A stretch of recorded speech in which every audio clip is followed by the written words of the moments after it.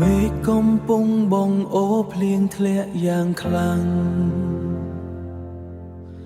ខ្ញុំអង្គុយស្ងៀមក្នុងភាពងងឹតម្នាក់ឯងចងចាំរាល់ពាក្យសន្យាដែលយើងធ្លាប់មានតែពេលនេះមានតែភាពត្រជាក់គ្របដណ្ដប់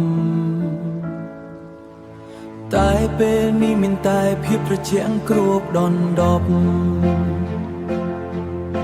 សំឡេងទឹកភ្លៀងប៉ះនឹងបងអ៊ូ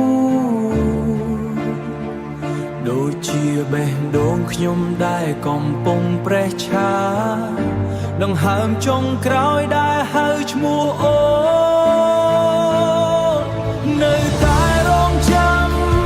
ទោះដឹងថាគ្មានសង្ឃឹមទឹកភ្នែកហូរលីឡំជាមួយតំណក់ភ្លៀង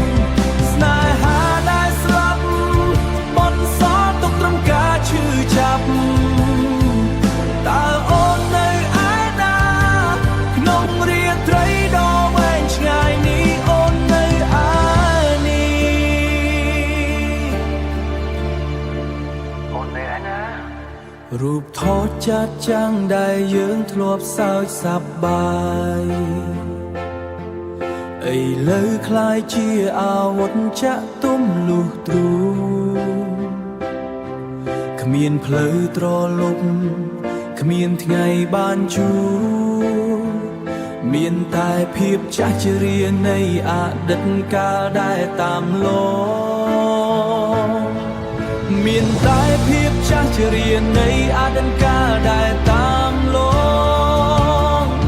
ពេលវេលាមិនអាចជួយព្យាបាលអ្វីទាំងអស់រាល់វិនាទីគឺជារបួសមិនអាចជា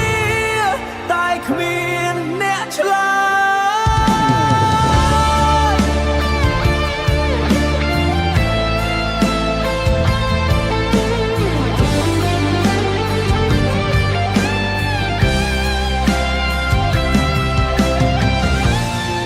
ក្នុងភាពងងឹតនេះ